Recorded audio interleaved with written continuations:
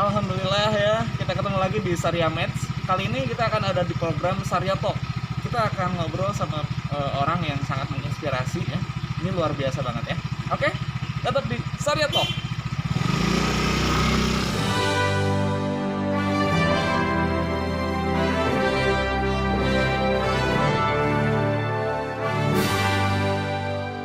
Alhamdulillah, ya Rabbil Alamin ya, akhirnya sudah masuk ke dalam dan sekarang di sebelah saya udah ada orang yang luar biasa.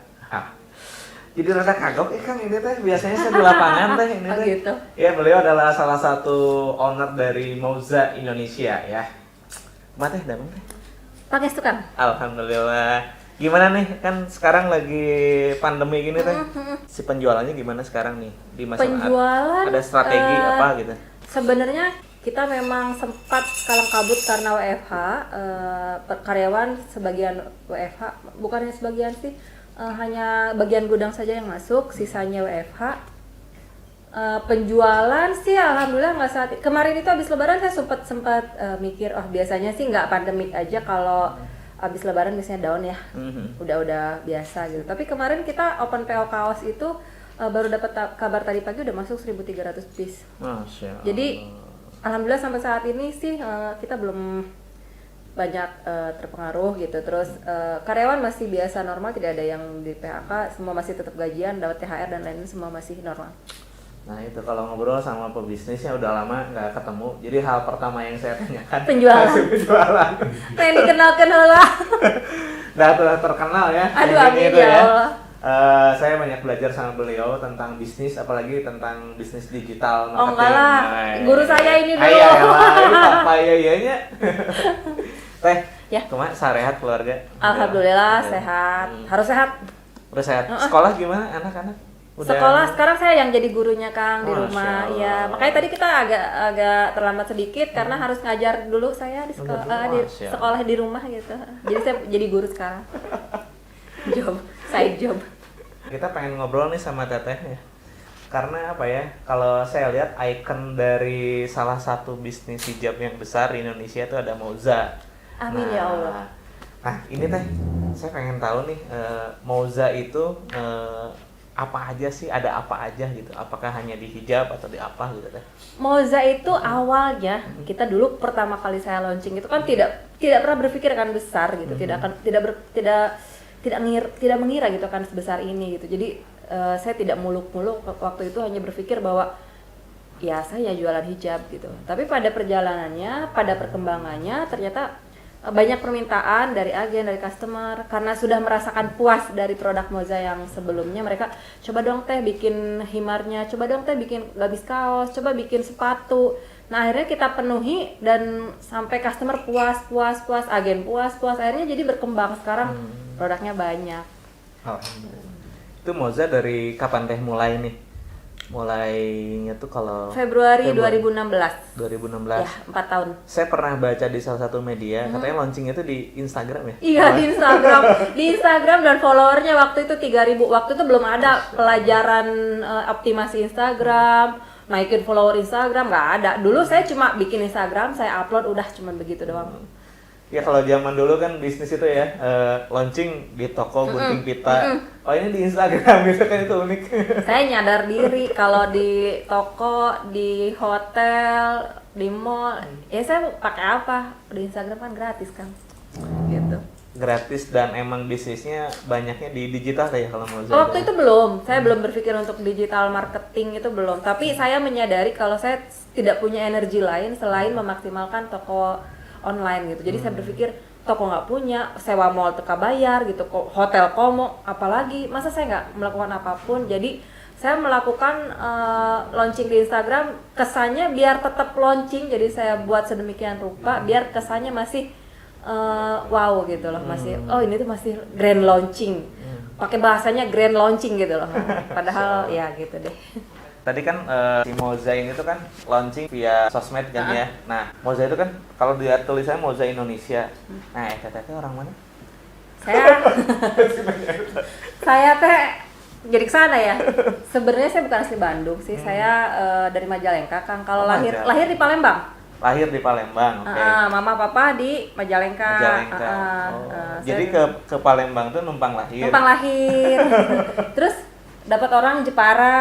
Masya Allah. Sekarang di Bandung. Sekarang di Bandung, iya. Saya ada di Bandung juga ada sejarahnya, Kang. Sebenarnya lahirnya Moza ini tidak didasari dengan latar belakang macem-macem.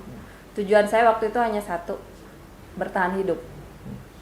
Jadi saya cuma Moza ini ya buat saya bertahan hidup gitu, karena waktu itu memang di Majalengka saya tidak istilahnya apa ya, ya kehidupan saya temukan di Bandung gitu. Saya meninggalkan kehidupan saya di Majalengka, awalnya di Indramayu. Oh, di Indramayu. Di Indramayu, bisnis sebelum Moza ini di Indramayu. Terus akhirnya saya pindah ke Bandung. Nah, di Bandung ini kita datang ke Bandung tanpa tujuan. Udah nikah pas ke Bandung? Udah punya anak 3. 3, Masya Allah. Anak 3, kelas 5 SD, 3 tahun, 1 tahun setengah. Itu dalam keadaan apa ya, galau, bingung itu tiba-tiba berpikir, karena waktu itu kita di Majalengka tinggal di kosan, Kang. Di kosan? Di kosan, bukan di rumah, di kosan. Dan dalam keadaan kita nggak punya pekerjaan semuanya. Nah, saat itu kita berpikir kita pindah yuk ke Bandung. Nah, akhirnya itu ngomong tuh malam-malam dan begitu saja, nggak ada rencana atau apapun. Akhirnya kita pindah ke Bandung dan memulai hidup dari nol lagi tuh di Bandung dengan ya harapan baru, mimpi baru, hidup baru itu di Bandung gitu. Nah, itulah sejarahnya kenapa Moza ada, karena ketika kita pindah tuh hijrah ya, Kang? Hijrah, ya. Jadi waktu saya pertama kali niat hijrah itu, gimana sih, Kang, kalau misal kita hijrah tapi masih berada di lingkungan yang sama? Ya. Itu berat. Betul. Kayak apa ya? Kayak bau kambing tapi masih di kanan kambing. Ibaratnya gitu, kalau misal ada orang yang mau tobat mabok nih, udah nggak mau mabok lagi, tapi teman-temannya pemabok semua, dia kan masih tetap diajakin ya. Betul. Nah, jadi buat saya itu berat banget gimana caranya. Ya udah akhirnya kita hijrah pindah ke Bandung. Jadi bukan hanya berubah berpakaian aja, karena saya dulu nggak kayak gini, Kang. Dulu itu saya udah nggak usah diceritain malu. Fashionable ya. Bukan fashionable lagi dulu mah, pokoknya mah. Jadi akhirnya saya hijrah ke Bandung. Nah, itulah kenapa akhirnya sekarang jadi orang Bandung. Ya Moza yang membawa saya begitu banyak perubahan lah. Nah, akhirnya Moza itu pokoknya mah orang boga usaha we lah ya gitu. Jadi nggak ada yang Moza tuh harus jadi brand kayak gimana, nggak ada. Moza ya cuman ya seperti saya menemukan nama biasa lah, Moza gitu aja. Jadi nggak punya niat yang besar gitu ya. Saya hanya pokoknya kita bisa bertahan hidup jualan baju gitu aja. Makanya saya kalau ada yang nanya kerjaannya apa, dagang baju. Gitu saya bilang. Ini nggak salah sih, dagang baju. Dagang baju. Artinya Moza itu apa sih? Moza tuh? Moza itu kalau misalkan Google nih, itu ada artinya kebaikan. Tapi sebenarnya saya mengambil nama itu tuh dari nama kucing Rasul, Mueza. Cuman kan Mueza itu nggak bisa dihakikan waktu itu. Nah terus Mueza itu ya kesannya kucing banget ya jadinya ya. Jadi saya berpikir apa ya. Tapi memang dari situ dasarnya akhirnya saya pilih ambil Moza. Nah kalau warna gold sama black kan identik sama warna itu berpikir diambil dari saya tuh dulu punya cita-cita pengen umroh. Tapi ketika saya punya duitnya kok nggak umroh gitu ya. Kok enggak umroh tuh. Nah pas bangkrut nyesel gitu. Jadi suka kebayang-bayang pengen banget berkunjung ke Ka'bah gitu. Jadi Moza itu diambil goldnya itu dari black goldnya itu dari kiswah Ka'bah. Kan hitam tulisannya gold. Nah dari situ. Tadi teh ngobrolin soal bangkrut kan tadi teh ya. Nah, saya jadi penasaran, mungkin teman-teman juga penasaran nih, bangkrutnya itu dari usaha apa gitu kan? Penyebab bangkrutnya saya itu mungkin kadang kita berpikir kalau bisnis sudah lama ada rasa ada orang mah bisnisnya geus lila gitu nya nggak akan bangkrut, nggak akan apalah gitu, sudah rasa senior gitu sudah senior sudah lama tadi. Secara saya memulai bisnis saya dari 2007. Itu bisnis yang sebelum Moza ini. Kalau secara realnya saya memulai bisnis itu 2001. 2001 berarti saya 2001 masih sekolah. Masih sekolahnya. Abignya masih kuliah dah, sudah balik kuliah. Jadi kalau 2001 sampai sekarang 2020 saya sudah menjalani bisnis itu 19 tahun. Masya Allah. Jadi memang saya di tahun 2014 ya, yang 2013-14 lah yang bisnis yang terakhir yang bangkrut itu saya jalani dari 2007, jadi berapa tahun? 7 tahun ya. 7 tahun. Dan memang sempat besarnya besar sekali lah, saya anggap besar gitu. Omset sudah miliaran lah. Tapi ya itu kan matematika saya, Kang. Ya. Bank juga mikirnya sudah settle, ini udah bagus, sudah stabil. Tidak ada bank yang pelit, ini butuh apa, butuh berapa. Bank datang ke rumah. Jadi pengembangannya banyaknya investornya dari bank gitu atau gimana? Disebut investor aduh, biar nggak terlalu hard gitu deh. Biar nggak terlalu memalukan gitu ya. Iya betul, kan dibantu sama investor yang namanya BANK ya. Nah sampai tahun 2013 ya, kalau nggak salah 2013 itu ada banjir kan, banjir bandang, akhirnya gimana sih kan, kalau baju kebanjiran masih bisa dicuci ya, Kang. Iya. Namun laptop kebanjiran. Emang kan bisnis saya jualan IT, laptop? ya, jualan laptop, jualan komputer waktu di Indramayu. Indramayu. Dia dulu bisnisnya tuh IT berarti ya, di IT. IT, komputer, dan ya sempat punya 3 cabang kita. Masya Allah. Tapi memang ya itu tadi, matematikanya manusia sama matematikanya Allah pada beda gitu. Dan ya Allah itu tidak mengizinkan sekecil apapun kita tuh sombong gitu. Dan ya kalau nggak gitu saya nggak belajar, Kang. Meren ku Allah dikit kan beh kapok merenan gitu. Allah sayang sama saya lagi. Alhamdulillah. Itu jadi Teh Dini ini awalnya punya bisnis IT sebelum di Moza ini. Udah kurang lebih 7 tahun ya Teh ya? 7 tahun. 7 tahun. Itu juga ngembangin dari nol. Ngembangin dari nol. Saya awalnya merasa, Allah kasih kita mudah banget ya rezeki. Money ini ya, saya teh GR gitu ya.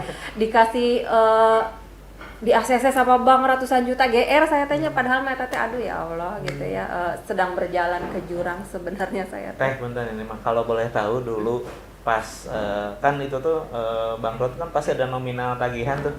Nah di berapa Teh kira-kira? Kecil sih kalau tagihannya mah, Kang, 1M lah. 1M. Masya Allah. 1M lah. Awalnya berapa? Bukan 1M kan aslinya mah? Nggak 1M juga sih, pas saya terakhir itu sekitar 800-an lah, 850. Cuman kan bayar denda gitulah, Kang. Iya. Ya kan tahu sendirilah kalau soalnya pakai pupuk ya. Mohon gitu kan jadi berbunga. Pakai Abemix apa macam-macam lah gitu ya. Gitu jadi ya gitu akhirnya berkembang gitu. Kalau dihitung pokok mah ya tahu sendirilah bank, pokoknya sebenarnya kecil gitu. Cuman kalau di total kan kayak piramida terbalik. Betul. Gitu. Nah Teh, ngobrolin soal yang tadi, nah titik baliknya tuh berarti pas ke Bandung, titik baliknya atau di mana nih Teh posisinya? Titik baliknya? Ketika Teteh kan tadi sempat tinggal di kos-kosan tuh, padahal anak berapa? 3 gitu kan, aduh kebayang. Itu kos-kosannya tuh segede apa ya, Kang? 2,5 kali 3 meter. Itu kita tidur berlima. Ciga pindang gitu ya. Ada yang ngadep ke selatan, utara, kidul, kaler itu udah pokoknya mah nggak jelas. Jadi pas titik baik begitu di kosan, terus ke Bandung mulai atau gimana Teh? Titik baliknya tuh sebenarnya ketika saya bangkrutnya masih encan ngeh. Maksudnya emang dableknya sih Dini teh udah ditegur kayak gitu teh. Ngehnya tuh ketika saya ketika bangkrut itu saya sudah banyak mencari pencerahan, Kang. Bahkan saya ketemu ke UYM juga. Datang lah pokoknya mah ada seminar kayak gitu-gitu, magnet rezeki lah apalah saya datang itu pokoknya mah mencari pencerahan gitu. Sampai ya sombongnya saya ya, karena saya dulunya biasa hidup susah, Kang. Jadi kalau nggak bisa makan saya masih bisa seserian lah gitu. Jadi saya waktu itu nggak begitu, ya udahlah jalanin aja hidup yang penting gitu. Cuman titik baliknya itu ketika saya yang melihat anak-anak menderita sih. Ketika anak mau makan aja saya nggak ada gitu. Ketika pernah diliput di Trans 7 juga ini soal ini, orang-orang teman-teman saya menyebutnya balada pisang penyet. Jualan pisang bukan atau apa? Jadi saya tuh pernah suatu hari ada urusan dari Majalengka ke Indramayu, naik motor nih sama suami, hujan kayak gini nih, hujan. Nah di perjalanan Indramayu itu jalannya lagi direnovasi. Saya nggak punya uang tuh waktu itu, cuma buat bensin aja. Nah saya bawa bekal pisang, Kang. Anak saya dibawa semua tuh, yang bayi-bayi itu dibawa. saya bawa bekal pisang. Pisang itu sudah saya siapkan buat abang satu, buat AA satu, sama susunya, bawa termos panas. Karena saya nggak, kalau misalnya saya harus beli, saya nggak punya uang nantinya gitu. Jadi saya udah siapin dari rumah. Udahlah jangan indung bapak nama, nggak dipikirin, yang penting mah anak. Nah di tengah-tengah jalan itu, di jalan jelek tadi karena lagi direnovasi, lagi dibenerin gitu jalannya, nggak sengaja. Karena hujan mungkin ya, suami kehalang air hujan juga, tiba-tiba dia nabrak lubang yang ketutup air, jeglek gitu ya, dan saya kaget banget gitu. Kita nggak memutuskan tidak berhenti karena memang sudah dekat gitu, sebentar lagi udah nggak apa-apa, deket bentar lagi gitu, nggak apa-apa kehujanan dikit gitu. Terus jatuh semua bawaan saya, keresek Kang, yang isinya termos, susu, pisang 2 tadi jatuh. Pisangnya pisang Ambon. Jatuh. Nah, jatuhnya tuh mencelat ke tengah jalan. Ke tengah jalan itu tiba-tiba saya turun sih, saya sambil gendong bayi pakai sinjang. Saya turun mau saya ambil tuh si pisang. Pas tangan saya mau gini banget, lewatlah mobil. Ketabrak tuh pisang. Nah, waktu itu saya yang titik baliknya saya itu di situ. Ketika saya ngelihat pisang itu remuk, hancur dua-duanya gitu, dan saya nangis di antara air hujan gitu ya. Makanya saya sering banget nulis gini, aku ingin menangis di antara derasnya hujan agar tidak ada orang yang tahu bahwa aku sedang menangis gitu loh. Itu tuh sebenarnya saya menghibur diri gitu. Nah disitulah saya berpikir gini, kieu-kieu ting hirup aing gitu tah. Saya bilang gitu dalam hati, ya Allah kieu-kieu ting hirup aing gitu. Dan saya pikir saya tuh rela hidup apa ya, penuh derita tuh udah biasa lah, makan apa adanya udah biasa, nggak makan juga sehari nggak makan udah biasa. Tapi saya nggak mungkin rela melihat anak-anak saya menderita gitu. Akhirnya ya udah, dari situ sepanjang jalan, sorenya kita pulang lagi, menjelang malam itu sampai jam 3 malam saya nggak berhenti di depan laptop. Harta saya satu-satunya yang paling berharga saat itu, yang saya simpan sampai saat ini, itu saya searching Google, temuin, mencatat nama banyak orang untuk saya, apapun yang bisa saya lakukan lah waktu itu. Nah itu dari situ titik baliknya Kang. Dan dari situ juga saya memutuskan kita tidak boleh begini terus gitu. Kita harus melakukan sesuatu gitu. Akhirnya ya pindah ke Bandung, ini salah satu keputusan ekstrim sih sebenarnya. Karena di Bandung saya nggak punya siapa-siapa. Oh, Bandung juga berarti ngekos juga pas ke Bandung? Kontrak di rumah 1 juta sebulan waktu itu. Ya gimana sih rumah 1 juta sebulan kan? Sarajang kosan lah warunan. Nah, Teh, mungkin sekarang sama yang tadi Teteh ceritain jauh berbeda kan ya sekarang gitu ya. Bisnisnya. Nah, bisnisnya, Tetehnya Oh, iya. gitu ya, Masya Allah ya. Nah, Teh, yang Teteh rasain bedanya dari bisnis yang dulu dengan sekarang apa sih perbedaannya? Kan kalau dulu investornya Ya. yang lain, nah kalau sekarang beda lagi nih, Teh, kayak gimana Teh? Sebenarnya awalnya ketika saya hijrah ya Kang ya, itu tuh saya tidak menyuarakan saya ini pengusaha anti riba, enggak, sebenarnya enggak seperti itu, tapi saya udah kapok aja punya utang. Itu awalnya saya kapok punya utang. Nah tapi kesini-sininya ternyata memang apa yang Allah sebut itu ya, yang Allah janjikan dalam Al-Quran, bahwa kalau misal kita meninggalkan sesuatu karena Allah akan ganti yang lebih baik, itu tuh oh ternyata bener ya gitu. Saya diskusi sama suami itu, iya bener ya. Kalau secara omset nih Kang, mungkin yang dulu sama yang sekarang hampir sama. Tapi kalau dulu, saya nggak tahu. Kalau misal saya laporan keuangan, itu secara angka gede banget Kang.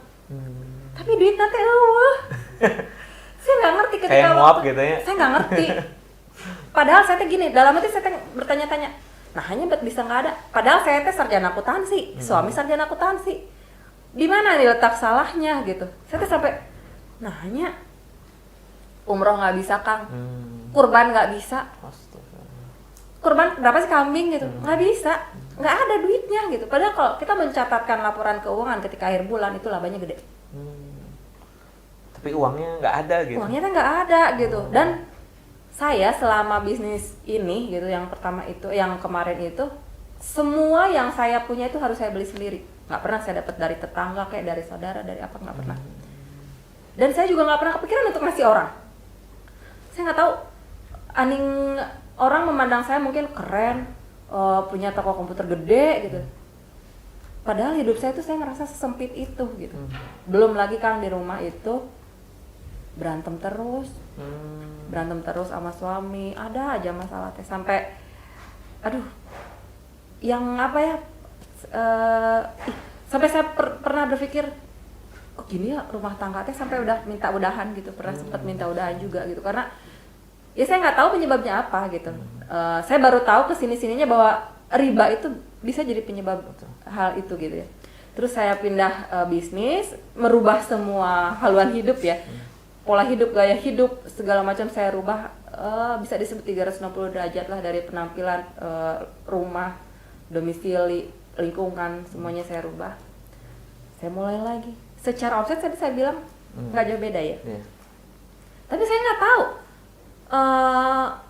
Saya kan di sini digaji nih di kantor. Saya nggak ngambil sesuka saya karena status saya adalah komisaris dan dalam struktur organisasi perusahaan saya adalah desainer. Jadi saya dapatnya kan dividen di akhir tahun sama gaji bulanan. Dan gaji bulanan itu saya sebenarnya ditanya sama CEO-nya Mozart, ini mau gaji berapa? Saya sampai ditanya begitu. Saya bilang saya minta 10 juta. Dia sampai bengong. Cukup teh? Cukup? Masa sih? Sampai digituin. Lah emang cukup kata saya tuh. Sampai saya juga iya ya kenapa cukup ya? Dulu mah nggak cukup kata saya tuh gitu ya.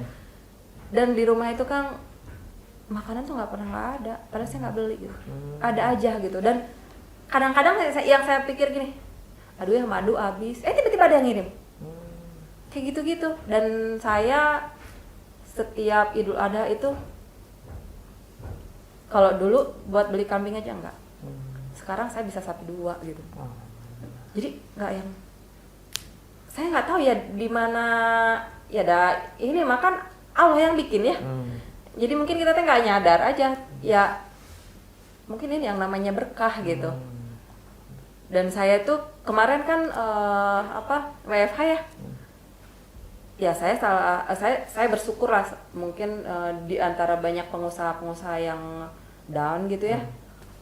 Saya andai pun terjadi gitu ya penjualan anjlok segala macam, ya saya masih ada tabungan aman untuk beberapa bulan ke depan gitu. Jadi saya menjamin karyawan saya tidak akan ada yang dipecat gitu. Dan saya tuh kalau ditanya pakai strategi apa, saya bingung. Karena saya nggak tahu. Bahkan saya ketika ditanya pertama kali launching Moza tahun 2016, gimana sih kan kalau pertama kali launching rasanya deg-degan. Dan saya nggak percaya, pertama kali launching saya bikin 380 piece, itu hari pertama saya terjual 204 piece. Masya Allah. Dan kalau ditanya tadi ini gimana, saya nggak tahu gitu. Tapi saya percaya ketika kita meninggalkan sesuatu karena Allah, Allah akan mengganti dengan yang lebih baik. Itu aja yang saya yakini. Dan ya saya merasakan sampai sekarang. Banyak banget Kang, perubahannya nggak bisa disebut. Kalau misalnya secara materi ya, saya pernah cerita ya sama Kang, saya bisa beli rumah dicicil. Nah, itu kayak gimana itu? Saya juga nggak tahu. Kan dari Moza tuh kalau lihat tadi ya cerita kan banyak tuh pencapaian. Nah, kira-kira yang kelihatan gitu teh, kira-kira apa aja? Secara materi. Secara materi apa aja nih teh? Kalau secara materi selain kan rumah yang MM-an itu tuh. ya rumah 2 ya. Rumah tuh 2 alhamdulillah udah mau lunas.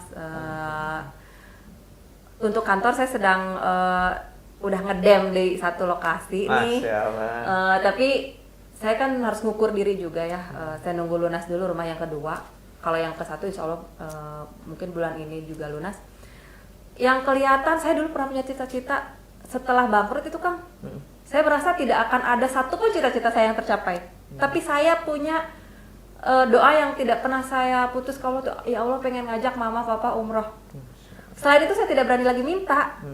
Karena ya kenapa ya saya nggak berani lagi minta? Masih kan kita udah banyak banget dosa, masa masih berani minta gitu. Jadi waktu itu minta saya cuman ya Allah ampuni dosa saya, sama izinkan saya ajak mama papa umroh. Cuman itu sih waktu itu, nggak berani minta. Aduh Kang, boro-boro minta pengen rumah gedong, pengen mobil, nggak berani banget ya Allah, dosa saya diampuni, itu aja yang saya minta gitu. Sampai sekarang saya nggak minta macem-macem gitu.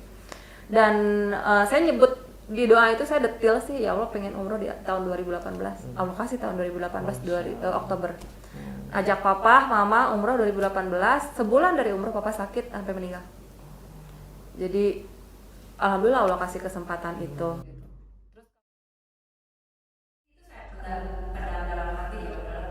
Sama-sama.